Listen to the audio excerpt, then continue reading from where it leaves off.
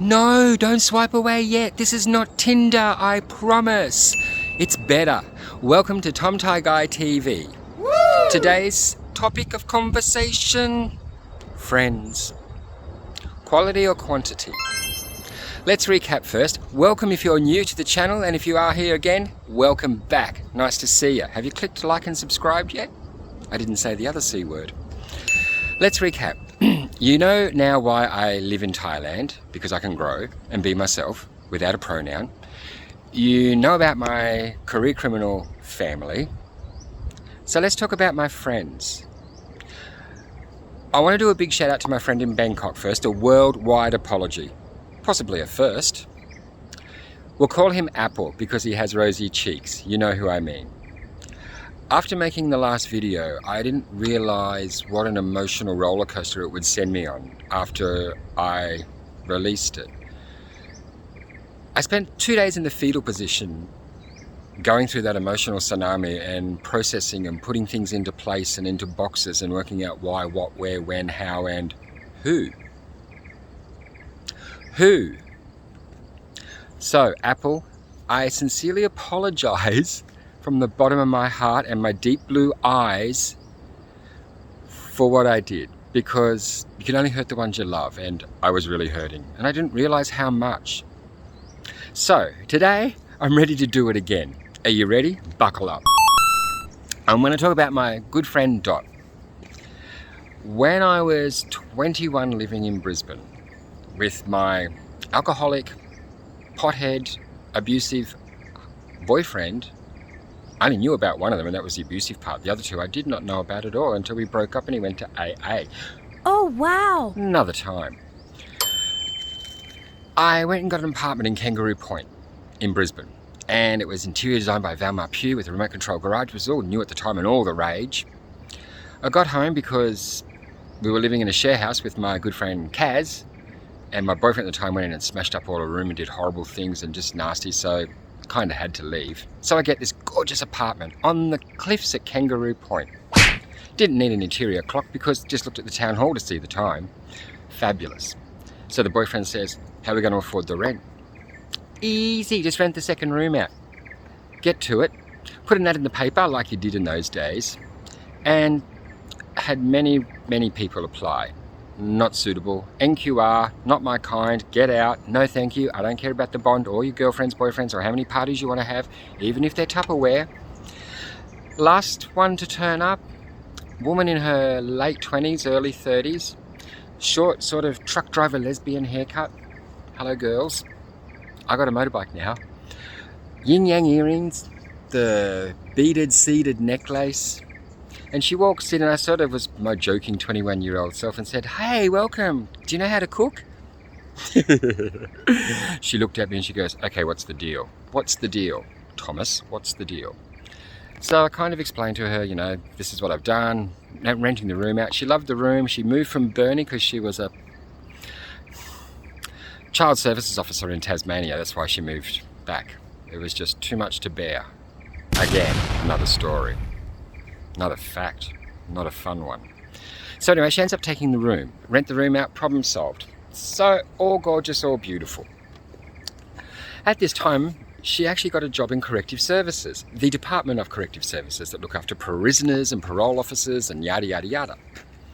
She came home after the second day of living with me. She goes, ooh.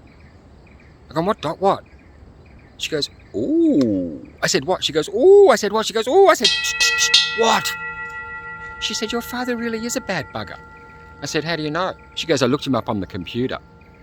It took me to 21 years of age to actually go, oh my God, somebody believes it, gets it, understands it. Wow. Anyway, let's get to the point. Sorry, light change. Someone's coming. I can't talk about personal things in public. I do other things in public and it's not this. No, that's private. So that gave me so much confirmation and so much settlement in the fact that, hey, this is reality and it's my reality, and everything that I was hiding and pretending to be and not to be in something else was overwhelming. So I'm probably going to spend 4 days in the fetal position this time, but who knows. So, friends, to share that with someone that you know that is really kind of open and personal and accepting of what you're talking about, it's kind of really weird and strange to be talking about it and getting it out, and to have someone that,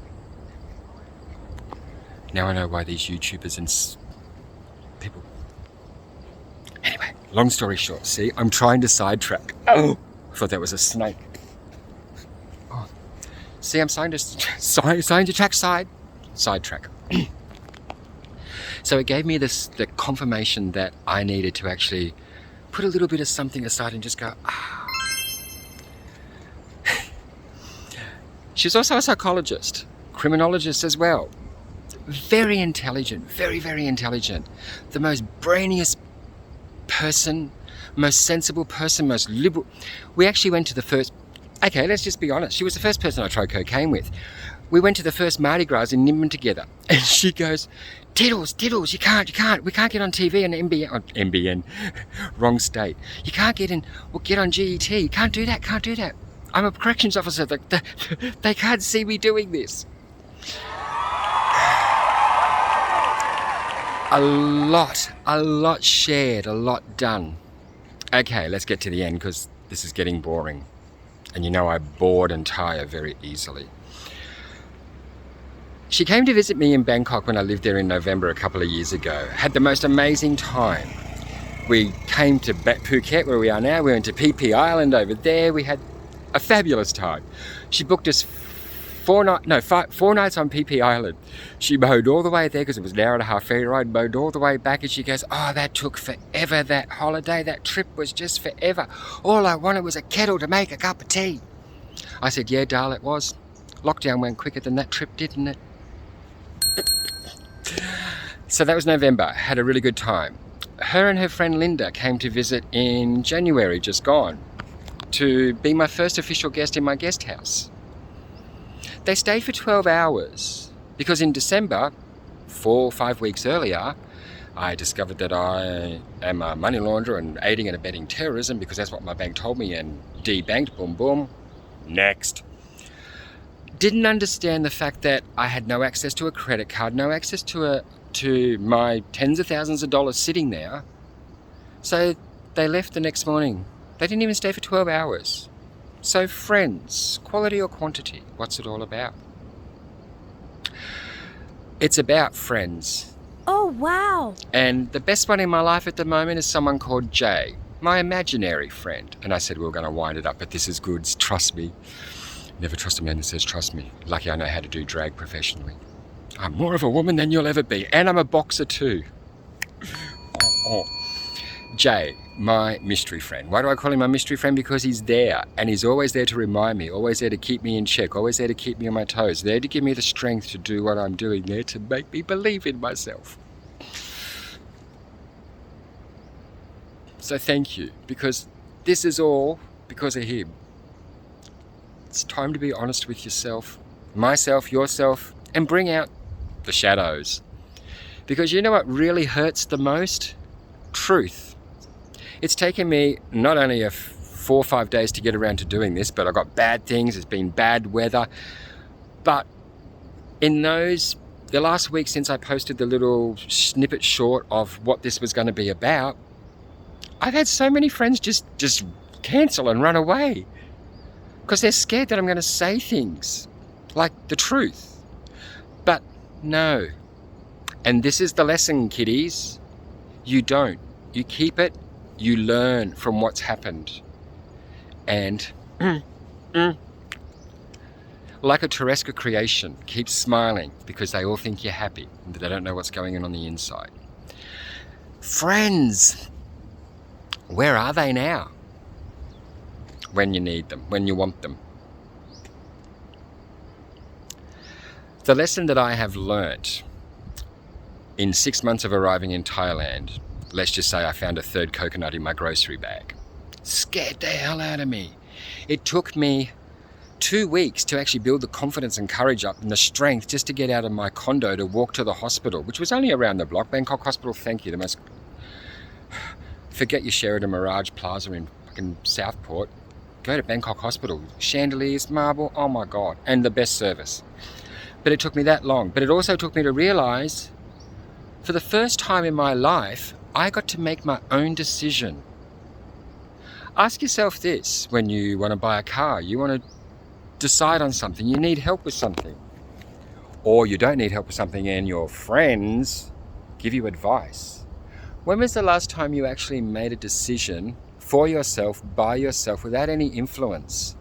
And I mean no influence whatsoever. Media, TV, video, Facebook, social media, even alcohol or that other stuff. Last time that you made a decision for yourself? Or did your friends all give you their opinion and you chose theirs? That's the feeling of freedom.